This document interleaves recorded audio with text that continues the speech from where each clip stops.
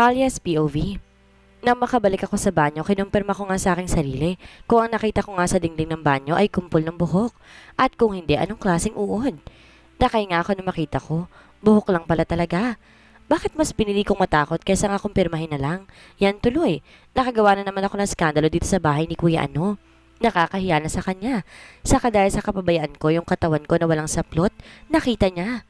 Para ako may matay muli. Hindi ba ako kumain ng maayos para may matay na lang ng ganito? Dahil nga sa kahiyan ko kay Kuya Ano, mas pinili ko na lamang na magtagal sa banyo. Gigil ako sa aking sarili. Hanggang sa sunod-sunod na katok at may kasama pa atang tadyak ang ginawa ni Kuya Ano sa pintuan ng banyo. Kanina ka pa dyan? Anong sayong katrabahan na naman ang nangyayari? Para siyang si Kuya Simon na medyo nga naiinis sa mga kabebihan ng babaeng nasa paligid niya. Isa na ako doon. Buong isang oras ang inaksaya mo. Lalabas na. Tugon ko rito para may mas masanang galit niya sa mundong to. Maayos ko na lamang isinuot ang bathrobe sa loob. Paglabas ko, naka-cross arm si Kuya Ano. Nilamon ng kagwapuhan niya ang simple nitong shirt na suot. Sino bang lalaking to? Bakit para siyang anghel sa aking paningin? Ngunit kung magsalita, ang demonyo.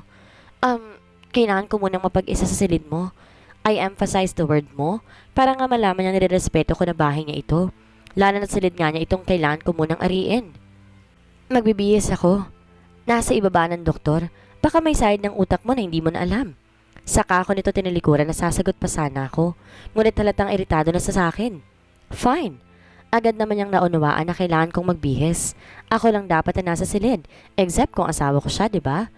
Maayos na kalagay sa kamang aking pamalit. Bakas nga lang dito yung nabasa kong air ng hiniga niya ako dito kanina.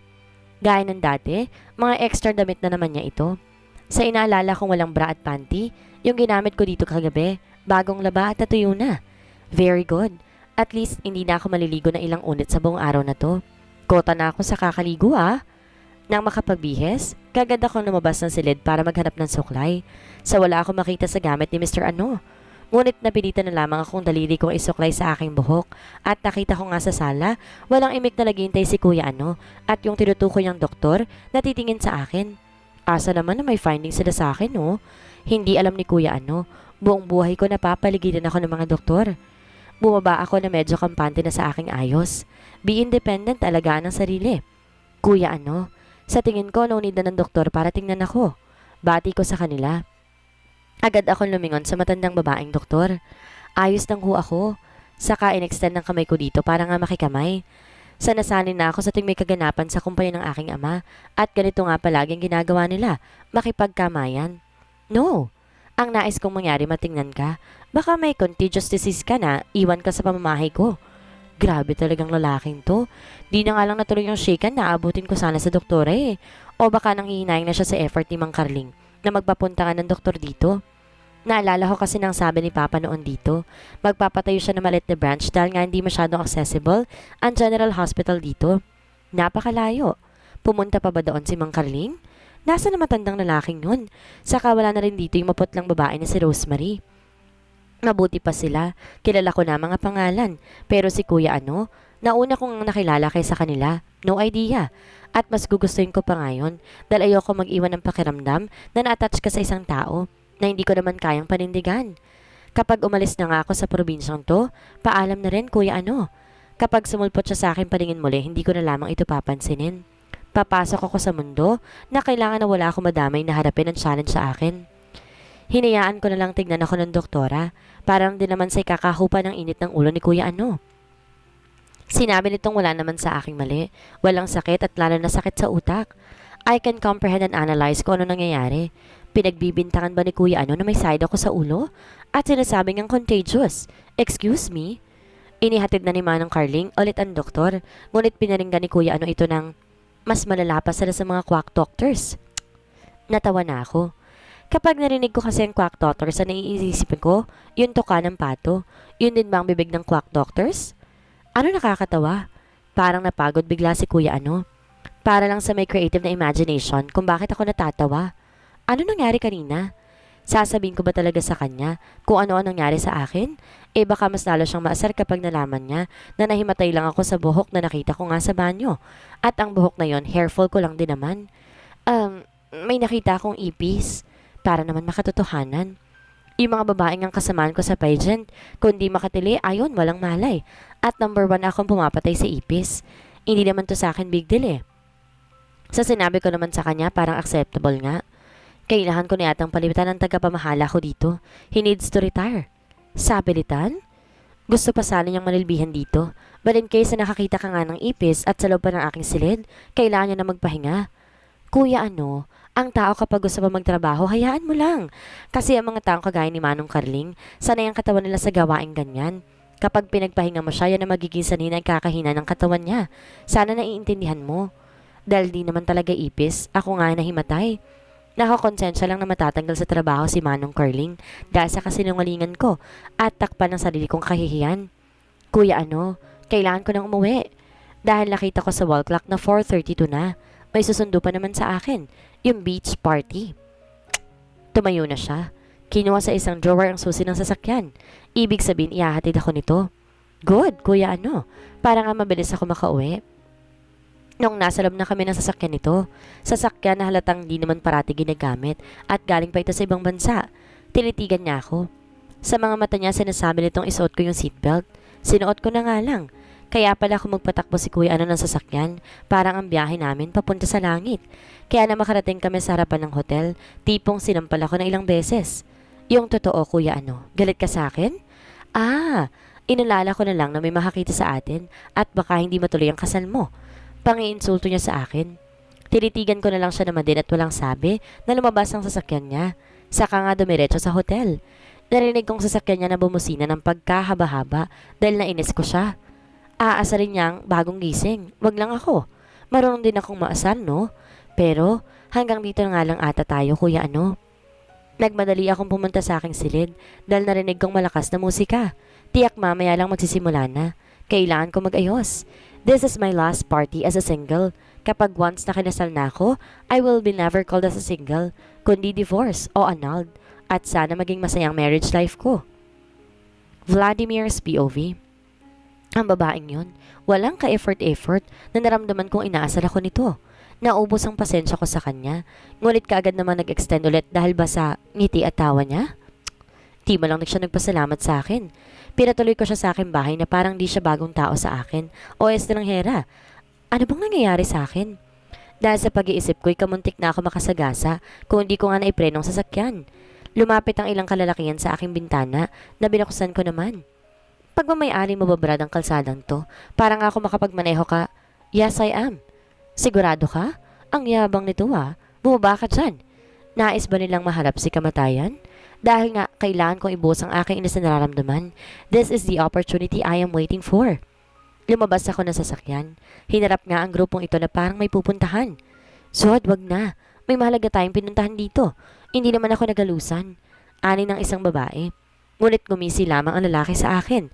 At binitawan nga ang bitbit nito saka ako sinugod. Agad kong pinigilan ng kanyang kamay. Saka nga sinikmuraan ito. Kaagad sumugod din ang ilan niyang kasamahang mga lalaki. Pero bago pa man nila ako malapitan, nagsisulputan ng mga tauhan ko at kanya-kanya nga itong hinarap ang mga lalaki. Gumisi ako sa aking kaharap. Ngayon, naniniwala ka na may kakayanan akong gawin ang aking kalsadang to? Kahit anak ka pa ng gobernador dito, wala kaming sinasamba. Kaya naman ang kanina pang nanggigigil na palad ko, tuloy na natanggap ng basurang to. Hindi pa ako nakontento, lalo pa nang magpahiga siya sa kalsada, pinagtatadyakan ko ito. Umiiyak namang babaeng kasamahan niya sa pagmamakaawa. Zod, sinabi ko naman sa'yo may importante tayong gagawin. Wala tayong mahuhutot sa kanya kung makikipagbasagan tayo ng ulo sa kanila. At narinig ko na rin ang pagmamakaawa na mga kasamahan niyang bugbog sarado din ang pagiging dispensa sa nangyari.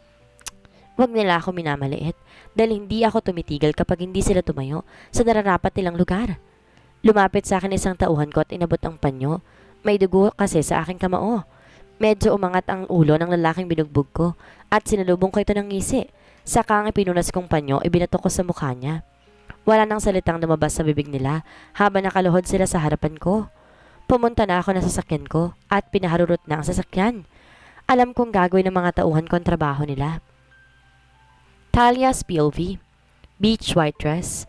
Paborito kong kulay puti. Simula nung bata pa ako. Kung may variety ng ilang damit, ang una kong pinupuna, yung kulay puling damit. Siguro dahil ang pamilya ko binubuo ng mga doktor at isinisimbolo ng kulay na ito ang kalinisan at purity. Para sa akin ang kulay na ito ay napakasimple lang, bagay na bagay sa akin at para nag-exist ang kulay puting damit para sa akin. Ang yabang ko naman para sabihin yan. Medyo napakembot sa harapan ng salamin. Umikot-ikot para subukang ay laylayan ng aking summer white dress kung sumasabay ba sa indak. Perfect! At napatams up ako sa harap ng salamin. Napatitig ako sa wall clock. Akala ko ba susunduin na nila ako sa ganitong oras o ako na lang ang bababa? Makikita ko naman ata sila doon sa beach, 'di ba? Hay nako, Talia. Malaki ka na para wag sunduin parati. Nasanay ka na lang palaging sinusundo. Siguro nga. Bubuksan ko na sana ang pinto nang biglang may nag-doorbell at pagbukas ko, speaking, sila na nga. Ngunit ang mga kumahan nila, bakit bugbog sarado? Ano nangyari? Medyo napangiti yung dalawang babaeng kasama niya. Tuloy kayo. Hindi ko na tinanong kasi parang kailangan nilang gamutin. Huwag na, Miss Dahlia. Galos lang to. May nakasalubong kasi kaming grupo ng mga lasing at napagdiskitahan sila. Pero ayos lang sila. Eh? Parang tanga kong tugon, ngunit inalala ko ang kalusugan ng mga ito. Gamutin na muna natin yan at baka may infection pa ang mga sugat ninyo. Talia's POV. Ngunit tumawa na lamang ang mga kasamahan nitong mga lalaki. Parang ayaw talaga nilang gamutin. Huwag kang mag-alala, Miss Talia. Kagat lang ng langgam to sa amin. Kapag nakakita kasi kayo next time ng mga lasing, huwag yun ang patulang. Run for your life, sabi nga, di ba? Ayaw niya talagang magpagamot muna? Ay nako, Miss Talia. Magsasayang lang tayo ng oras.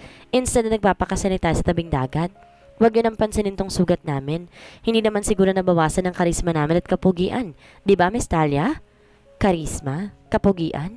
San ba banda? Joke lang. Meron naman sila mga sinabi at hindi ako sasama. Kumukha nga sila mga namamantala. Buti na lang hindi kayo nadamay. Tukoy ko sa mga babaeng kasama nila. Buti na nga lang talaga. Tara na. Parang gusto ko nang igalaw ang katawan ko. Sobra na ako naninigas. Ani ng isang lalaki. Naninigas? Nilalamig ba siya? Nilalamig ka, kuya? Mas malamig sa labas. Nang bigla sila nagtawanan ulit. Parang sa nakikita ko, ako lang ang inosente sa kanila. Anong pinagtawanan nila sa sinabi ko? Concern lang naman ako. Ngunit nakisabay na lang ako sa tawa nila.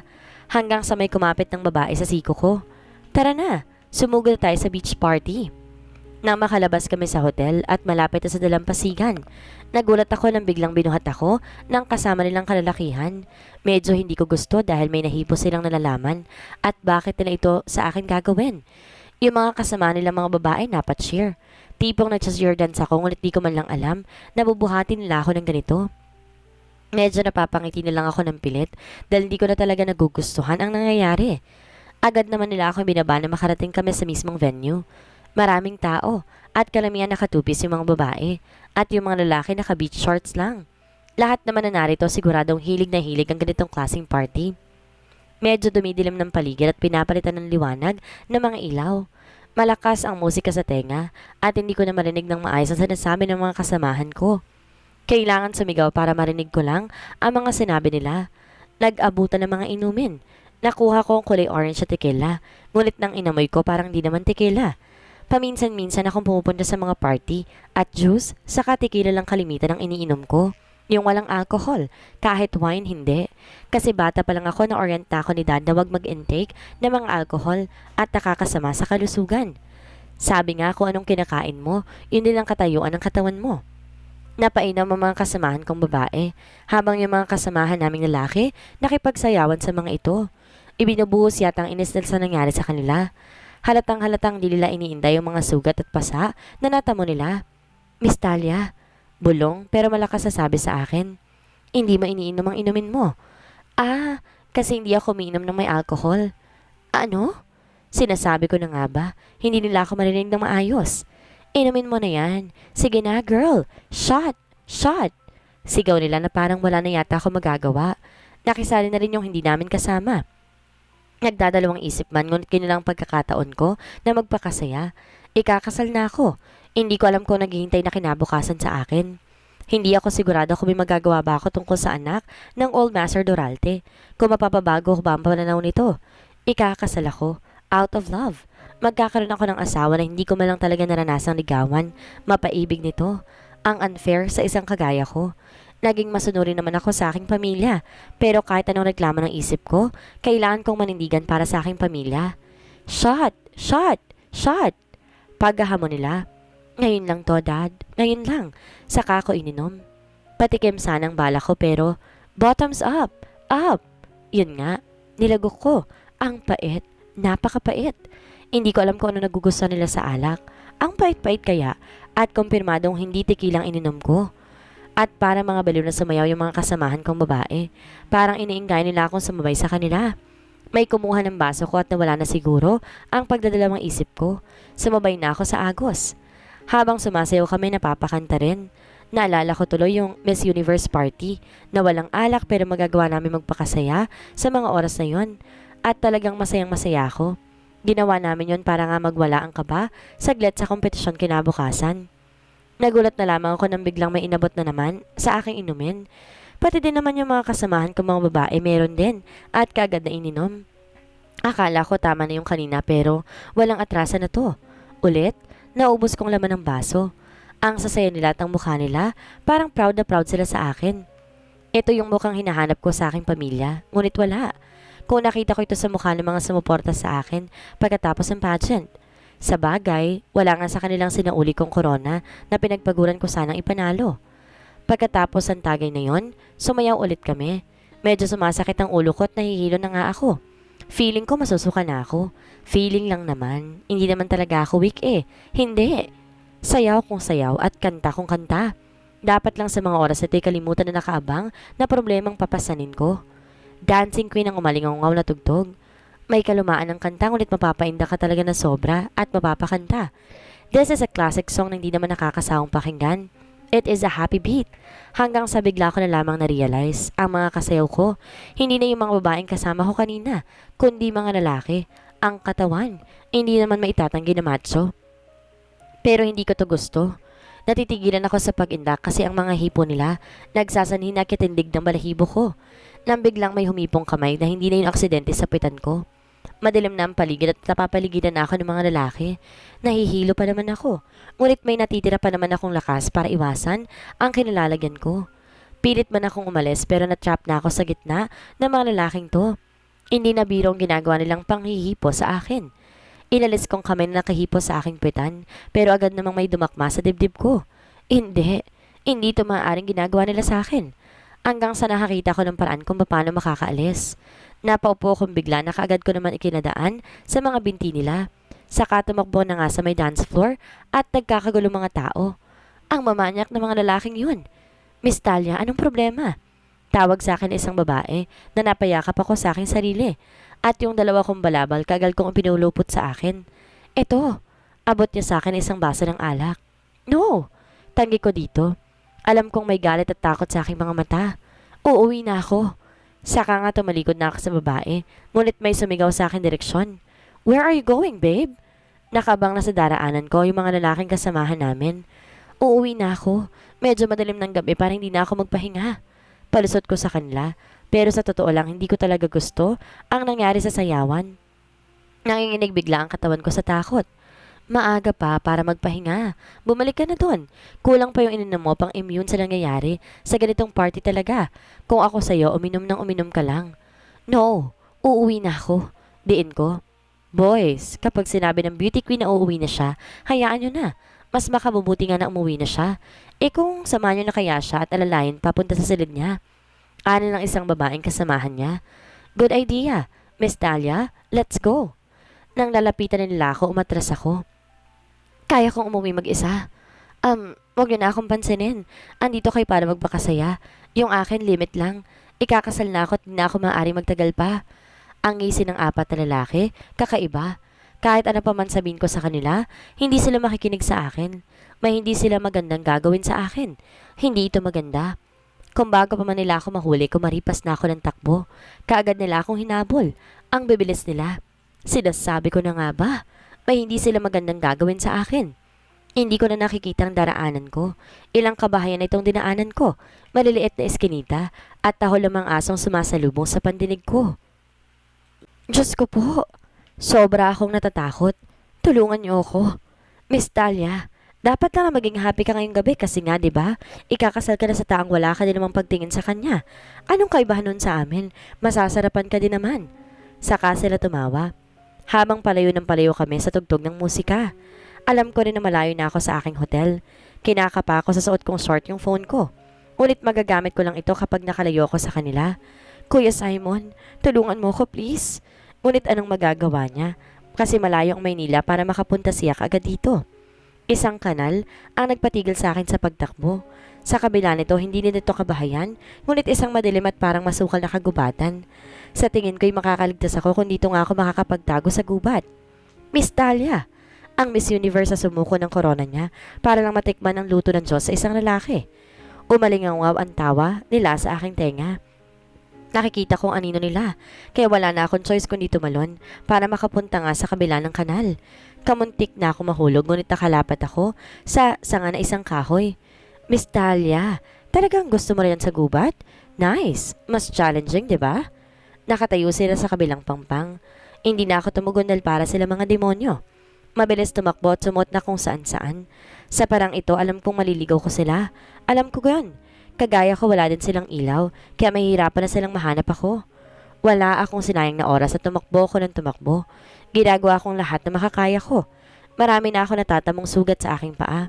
Patuloy ding umaagos sa aking pisngi ang luhang di ko rin pansin at dalangan ng takot na nararamdaman ko hanggang sa nada pa ako. Patuloy kong naririnig ang pagtawag nila sa akin. Alam ko malapit na sila sa akin. Hindi ko maaaring ibabay na lang ng ganito ang sarili ko. Tumayo ako sa pagkakadapa at isang malaking puno magsisilbi ko na lang atang taguan. Wala na kasi akong lakas para tumakbo. Mahahabol nila ako, kaya kumubli na ako sa may puno. Niyakap ang tuhod ko at pilit na tinatahimik ang sarili ko. Talagang naririnig kong yapag at tawak nila sa pangalan ko. Para akong kuneho na anytime, may tutusok na pana sa akin. Please lang, sana sa pagkakataong to makalusot ako. Wala sa aking mangyaring masama, please. Nang makaramdam akong nakalagpas na sila sa akin, nakahinga ako at lalang bumugso ang luha sa aking pisngi. Tahimik na umiiyak at malaki yung pinagpapasalamat ko sa kaligtasan kong ito. Ngunit hindi ko inaasahan, biglang tutunog ang phone ko. Nataranta akong sagutin yun at si Kuya Simon ang tumatawag sa akin. Yung ringtone, patay. Alam kong narinig to ng mga lalaking humahabol sa akin. Bago pa man makapagsalita si Kuya, Kuya, hinahabol ako ng mga lalaki. Kuya, papalapit na sila sa akin. Tulungan mo ako, Kuya. Miss Talia, naririnig ka namin. Anong pinasok mo, Talia? Galit na tugon ni Kuya Simon sa kabilang linya. Miss Talia? Malapit na talaga sa akin ang mga yapak at boses nila. Hanggang sa hindi ko na nakayanan, muli na naman akong tumakbo. May mga sinasabi si Kuya sa kabilang linya, ngunit hindi ko na ito maintindihan. Kaagad akong hinabol ng mga lalaki. Maririnig ang mahina akong iyak hanggang sa ibinaba na nga ni Kuyang tawag. Gagawa siya ng paraan, alam ko. Ngunit sana naman hindi maging huli ang lahat. Muli ako nagkuble sa mga dahong nasa sapat para lang matago ako. Nang biglang lumiwanag ang paligid dahil yung ulap na nakatakip sa bilog na buwan ay dumaan na.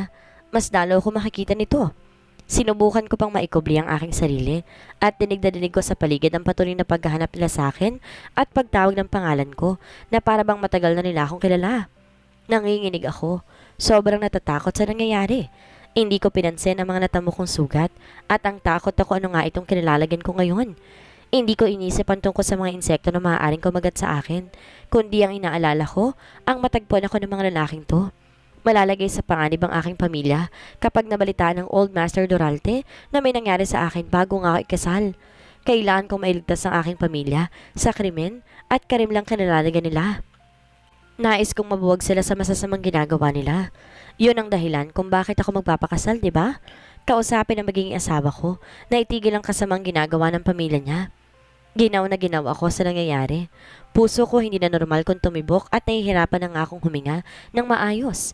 Hinga na kailangan kong pigilang makagawa ng ingay. Pinagpapawisan ako ng malamig at parang nawawalan ako ng malay sa sitwasyon kong ito. Ngunit hindi maaari. Nakalalay sa akin ang kaligtasan ng pamilya ko. Hindi maaari. Nang biglang nag-beep ang phone ko. Text message galing kay Kuya. Munti ka na naman sana ako matagpuan dahil sa beep na yon. Ngunit saglit lang naman. Pero Miss Talia, alam namin nandito ka lang. Hindi mo na kami mapapalayo sa lugar na ito. Napapikit ako. Napalunok ng laway at higit sa lahat, mas lalong ikinubling ang aking sarili. Maliwanag ang buwan para lumabas ulit ako sa pinagtataguan ko. Kapag lumabas pa ako dito, paniguradong mahuhuli na nila ako. Tapos na ang lahat ng pag-asa ko para matulungan ang aking pamilya. Inarangan ko ng aking kamay ang maaaring magsanhi ng liwanag ng screen kapag binasa ko mensahe ni Kuya Simon. Ibinaba ko na rin ang volume muna ng phone ko. Vibration na lamang. Sinabi ni Kuya sa mensahe niya na sabihin ko raw ang lokasyon ko at hahanapin ako ng mga tauhan sa hotel na tinutuluyan ko. Nasa kagubatan ako pero napapaligiran ng kagubatan nitong probinsya. Mahahanap kaya nila ako bago pa maging huli ang lahat? Nang sinabi ni Kuya Simon na hayaan ko lang daw i-on yung location ng phone ko para matrack ako. Kumikilos na rin siya at nagpatawag na rin ng mga pulis. Puso ko para nang malalaglag sa kaba. Magde-text back na sana ako kay Kuya Simon nang maalala ko si Kuya ano. Matutulungan ba niya ako? Miss Dahlia, andito ka lang. Alam namin yan. Galingan mo ang pagtatago mo, ha? Sumiksik hanggang sa makakaya mo. Dahil kapag nakita ka namin, amin ka. Wala na akong choice kundi tawagan si Kuya ano. Pasensya na kung makakapasok na naman sa gulong to. Pasensya na talaga. Vladimir's POV. Malayong malayo ang titig ko sa dalampasigan. Mamaya lang mawawalan ng ulap na tumatakip sa buwan. Nakikita ko ito sa karagatan na parang kurtina nga na hinawi ang pagliwanag ng paligid ko. Saka naman bigla ako inisobon lumakas sa tunog ng papalapit na chopper. Ipinikit ko ang aking mga mata. Sa pagpikit ng aking mga mata, nakikita ko sa kawalan ng anyo ng baliw na babaeng yon na tinalikuran lang ako basta-basta at pinalitan ng batang babaeng nakilala ko dito sa dalampasigang ito. Lumapag ang chopper sa hindi kalayuan. Maya-may narinig ko ang mga yapak na papalapit sa akin. Mga tauhan ko ito. Ang ilan kinuang bahagi na iuwi ko na sa aking ama. Yung sinasabi nga nilang pasalubong. Tapos aasarin ako nito dahil ang nais niyang pasalubong ang magkaroon siya ng apo. Labis daw siyang matutuwa kapag naisagawa ko iyon. Akala niya sa mga babae kasi paanakan lang. Bakit di niya subukan na mag-asawa ulit at buntisin ito? Napangisi ako. At kapag ginawa niya iyon, hindi naman ako mananahimik lang. Malaki na ako ngayon at kaya ko nang ipagtanggol ang bagay na kailangan irespeto ng aking ama pagdating sa aking ina. Sa huling pagkakataon, huminga ako ng malalim. Parang matatagalan ako na makabalik dito. Marami akong kailangan ayusin at harapin. Isa na nga daw ng bagay na maiwasan ang pagpapakasal ko sa mga babaeng nirereto sa akin ng aking ama. Napaharap na ako sa aking mga tauhan na kagad naman nilang ikinayuko. Si Mang Carling, kahit nga hindi magandang ugali kong pinakita ngayon dahil sa babaeng bigla nilang sumusulpot parate, medyo napapaluhanan naman ito. Matatagalan yata ang pagbabalik ninyo dito. Balita ko kasi kakasal ka na, Master Vladimir. Napatango ako dito. Sana nga kapag bumalik ako dito, buhay pa kayo. Ingatan ninyong kalusugan ninyo. Ipaalam ninyo kagad sa sekretarya ko kapag may kailangan kayo at sitwasyon ninyo. Mauna na ako. Mag-iingat kayo, Master Vladimir.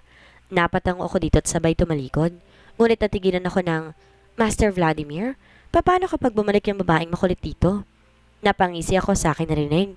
Ngunit hindi ko itatanggi ang sinabi ni Mang Carling tungkol sa babae. Talaga namang hindi mo aasahan ang ugali nito. Para siyang batang susubukan ng lahat. At kahit ka nasaktan na tutuklasin ang mga bagay-bagay na hindi dapat. Kung bumalik man siya, give her my congratulations sa darating din niyang kasal. Ikakasal na rin ang babaeng yon. Ewan ko kung seryoso ba sa Secretary Philip ang iniutos ko dito tuklasin ng impormasyon sa babaeng yon na palagi nilang sumusulpot sa harapan ko. Kapag kinasal na ba siya muli, ba ulit kami magkikita? Ewan lang kung susubukin pa talaga ng tadhana dahil kahit nga may asawa ng babaeng yon, kaya kong agawin to. Huwag nga lang talagang susubukin ng tadhana at muling mag-cruise ang landas namin. Nang makalapit na ako sa chopper, natigilan ako saglit. Napabuntong hininga at muling pinagmasdan ang buong paligid. Maliwanag ang buwan kaya kitang-kita namin ang ilang detalye. Sa susunod ulit, mahina akong bulong at naririnig ko sa akin tenga ang alaalang kalapit ng hagikik ng batang babae. Matatagpuan ko pa ba ang pares ng kwintas ko bago maging huli ang lahat? Pumasok na nga ako sa loob ng chopper, isinandal ang aking likuran sa upuan at ipinikit ang aking mga mata. Sa tunog ng chopper alam kong lilipad na ito kaya mas nilaliman ko pa ang pagpikit ng aking mga mata nang biglang naramdaman ko ang vibration ng phone ko. Sa oras na alis na ako, tumatawag pa sa Secretary Philip. Hindi ko sana papansinin, ngunit nagsanhin ng pagkawala kong komportable at istorbo sa pananahimik ko. Nang matingnan ko ang caller ID, unregistered number. Is this a prank call? Sasagutin ko ba? Kapag sinagot ko, magsasayang ba ako ng oras nito? Lumingon ako sa aking piloto. Kinukuha ko ang go signal ko. Dahil naistorbo na rin naman ako, bakit di ko papatulan ang tumatawag na ito?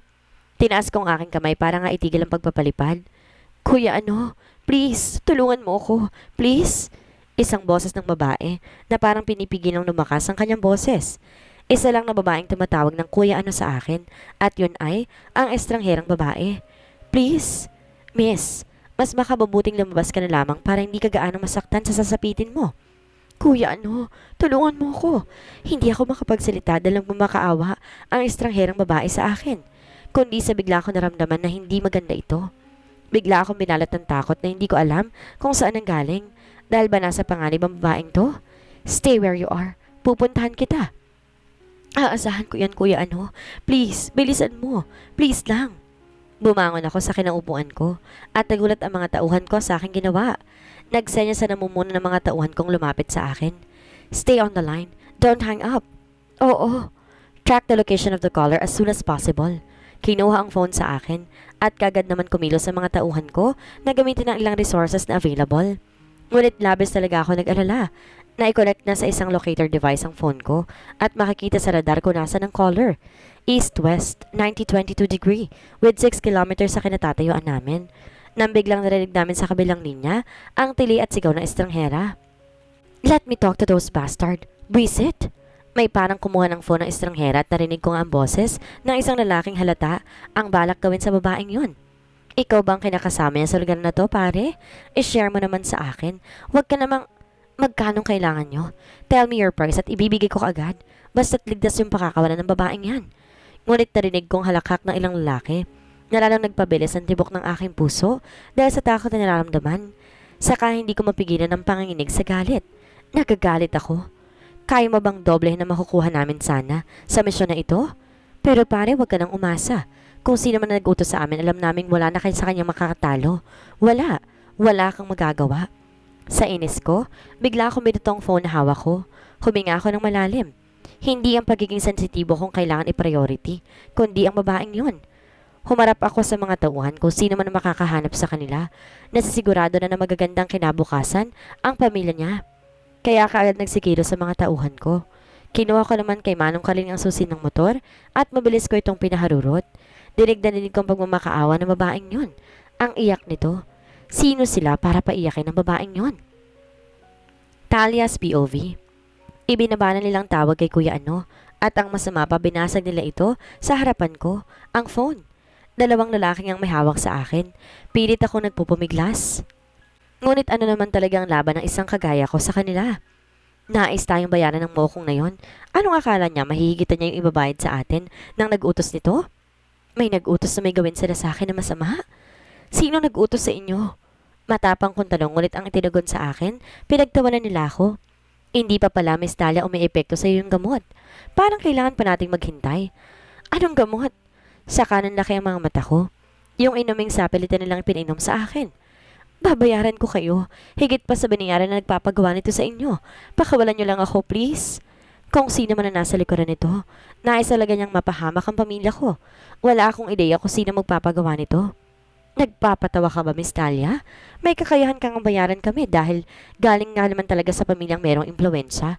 Kaya lang alam namin ang kakayahan na nag-utos sa amin ito. Kapag hindi namin nagawa ng maayos ang trabaho namin, patay kaming lahat.